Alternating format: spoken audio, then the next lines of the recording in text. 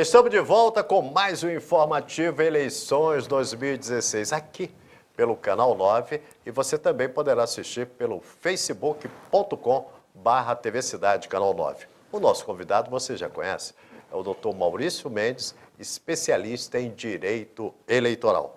Seja bem-vindo mais uma vez, Maurício Mendes, aqui no Informativo 2016. É sempre um prazer, Wilson. Vamos à primeira pergunta do informativo de hoje. Com a nova lei eleitoral, a Justiça permitirá que candidatos concorram sub judice, doutor Maurício? Sim, é permitida essa situação.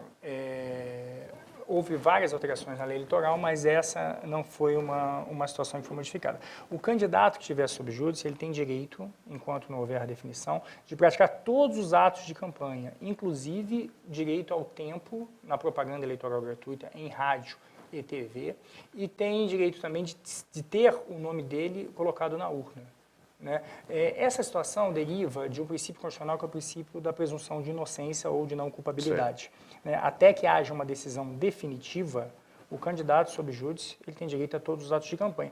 O que muita gente critica essa situação, porque fala que é uma situação que pode gerar instabilidade, mas imagina a seguinte situação. Se o candidato sob júdice, a nossa lei faculta a qualquer partido político, ao Ministério Público ou qualquer candidato a impugnar a candidatura de seu opositor. Se não fosse assegurado a ele, estando sob júdice, a realização de todos os atos de campanha, inclusive ter o nome incluído na urna, seria muito simples. Bastaria eu exercer o meu direito de impugnar a candidatura do meu opositor para que ele fosse obstado dessa situação. Então, garantindo a isonomia entre os candidatos, garantindo a liberdade do eleitor de escolher em quem votar, que essa norma existe para que a pessoa possa praticar durante a campanha, mesmo estando sob júdice, todos os atos relativos à campanha. Agora, isso não poderia acontecer o que já ocorreu em Teresópolis, de termos candidatos que estavam sob júdice e tiveram o seu registro cassado e entrou outro candidato? Pode ocorrer. A democracia é o melhor sistema de governo, mas o melhor sistema que nós temos, mas infelizmente ela não está imune a imperfeições, a situações que devem ser aperfeiçoadas. Durante o debate da legislação eleitoral, das mudanças, uma proposta que eu reputava como muito interessante era o seguinte: a campanha eleitoral, traduzida como o período em que eu posso fazer propaganda, poderia começar 16 de agosto, o que fosse, mas o período de registro de candidatura deveria ser bem anterior, para que quando ela começasse... Seria anterior à campanha, seria, né? Exatamente. Você poderia ser em abril, por exemplo, para que quando a campanha começasse, ela só começasse com todos os candidatos definidos, mas infelizmente não foi uma regra que foi aprovada. Pode acontecer essas situações, sim. A democracia é o melhor sistema que nós temos, mas não está longe ainda de ser perfeito. E democracia, às vezes, tem um preço, né? O preço que nós temos que pesar quais seriam os bens jurídicos que estão em disputa, né? Seria a possibilidade da pessoa concorrer ou a possibilidade de ter uma segurança em que se a pessoa vai concorrer ou não. Pode acontecer isso sim, mas isso é um preço que se paga pela democracia. Agora, no caso do candidato que já foi julgado em primeira instância e já foi julgado por um colegiado, no caso o Tribunal Regional Eleitoral e até o STJ, e foi condenado, ele pode ser candidato? Depende de qual situação, né? Nós tivemos a Lei Complementar 64, é uma lei que trata dos casos de inelegibilidade. Eu costumo dizer que o mais difícil de inelegibilidade é você falar inelegibilidade sem a língua rolar. Né? Então tá. Então essa lei define quais são as situações. São situações que são inatas da pessoa, são da própria pessoa. Por exemplo, se eu tenho 34 anos, eu não posso me candidatar a senador ou a presidente, porque eu preciso de uma determinada idade. Ou você pode ter... É pré-requisito, né? Você precisa. Ou situações que são combinadas em virtude de atos ou atitudes que você teve, que você suporta como sanção não ser candidato a cargo nenhum, né? E antigamente a lei exigia que houvesse um julgamento definitivo. Como a nossa justiça, infelizmente, é muito lenta, pessoas, às vezes, que já tinham sido condenadas em primeira e segunda instância, poderiam continuar concorrendo. Não são todos os tipos de condenação, não são todos os tipos de de atos que geram condenação que também tiram a nossa capacidade de ser candidato. Mas, por exemplo, atos de improbidade, atos dolosos de improbidade que gerem prejuízo ao erário. Tem que ser doloso. Tem que ser doloso. Há uma diferença, Sim, né? Sim, doloso é quando eu tenho consciência e voluntariedade para fazer uma coisa. Eu sei que estou fazendo e quero fazer aquilo. Né? Então, essa é a definição do dolo. Né? E também tem que gerar prejuízo ao erário. Ou se, por exemplo, eu sou advogado, se eu for excluído da Ordem dos Advogados do Brasil, por algum motivo, uma penalidade, eu também não posso concorrer a 8 anos. A lei determina que, a lei pretende fazer uma situação mínima de probidade e de vida pregressa para que só possam ser candidatos aos cargos eletivos as pessoas que atendam a esses requisitos. Né? Antigamente era com trânsito julgado, hoje é com julgamento pelo órgão colegiado. Popularmente nós chamamos de segunda instância. Doutor Maurício, o que vem a ser ficha suja? Muito se fala em ficha suja. O que é juridicamente uma ficha suja? Isso eu estava, como eu acabei de responder, né? A Constituição da República fala que a lei especificará os casos em que a pessoa, considerando a probidade, considerando a vida pregressa, que a pessoa possa se candidatar a cargos eletivos.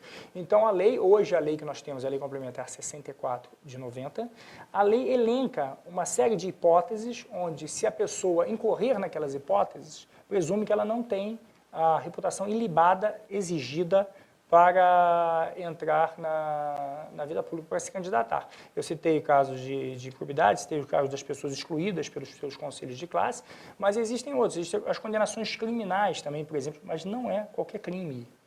Não são todos os crimes, no caso? Imagina a situação. Se eu atropelo uma pessoa no trânsito, uma situação que ninguém está livre de acontecer, em tese, eu cometi uma lesão corporal àquela pessoa, né? Eu posso ser condenado por aquele crime. Mas não há correlação entre a minha conduta de ser um motorista imprudente, ou às vezes ser um motorista... que pode acontecer uma situação dessa, e eu não ter condição moral para assumir um cargo público. Isso pode acontecer.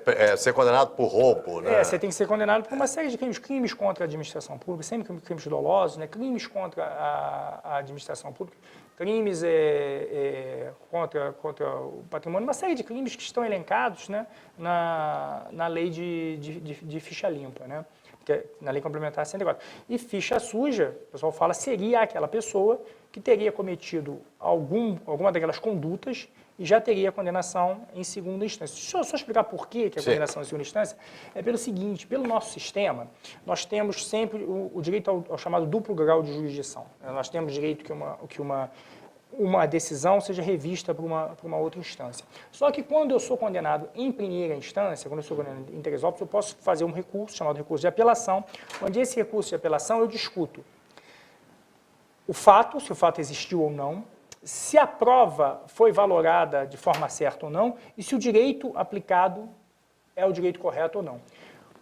Quando eu posso ser condenado em segunda instância, e vai para as instâncias superiores, que são os nossos recursos especiais ou extraordinários, normalmente STJ e STF. Só que quando eu remeto o recurso para as instâncias superiores, eu não posso mais discutir o fato é considerado incontroverso, ele existiu, o fato existiu, eu não posso mais julgar prova, aquela prova já está valorada, eu só posso discutir se o direito foi aplicado certo ou não. Então, por isso, como o fato é incontroverso e a prova não pode mais ser discutida, que estabeleceu-se como critério que a segunda instância seria suficiente para que aquela pessoa seja considerada com uma reputação não adequada, com uma conduta não adequada para assumir algum cargo público. Agora, encerrando esse bloco, os TREs estão preparados para, no ato do ingresso, do pedido de registro, ter todo esse mapeamento da vida pregressa do candidato quanto a condenações? Foi feita uma série de modificações, tanto legislativas, hoje há uma série de exigências com relação às certidões, essas coisas todas, quanto um próprio sistema de convênios, né? Hoje o TCE, Tribunal de Contas do Estado, ou o TCU, Tribunal de Contas da União, um dos casos de incursão na ficha suja é você ter as suas contas de gestão reprovadas por ato doloso, irregularidade insanável, que importe improbidade administrativa. Então, o TCE envia para o TRE, os TREs, uma relação de pessoas que estão incursas nessa situação. há um cadastro de improbidade também que envia hoje as pessoas que foram condenadas por improbidade. Quer dizer, há um SPC do... Há uma situação do podemos Tribunal Regional Eleitoral, podemos dizer né? dessa forma. Agora, Wilson, o grande fiscalizador tem que ser a população, tem que ser o eleitor. Eu repito, ninguém vai ser eleito dando golpe. As pessoas estão eleitas porque a população escolhe. Mas como a população pode fiscalizar? A população pode fiscalizar participando mais da vida pública, conhecendo quem são seus candidatos e, se houver, a lei não permite que o eleitor individualmente exerça a impugnação da candidatura, mas o eleitor tem o defensor da ordem pública, que é o Ministério Público.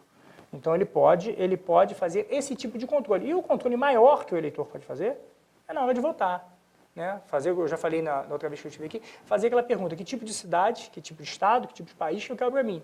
Então, que tipo de pessoa para gerir, né, essa cidade, esse estado, esse país, eu vou escolher para ficar lá para me representar. Ok, muito obrigado, doutor Maurício Mendes. Estamos encerrando mais uma edição do Informativo Eleições 2016. Agradecendo a sua audiência. Estaremos de volta em breve com mais informações sobre as eleições 2016. Até lá!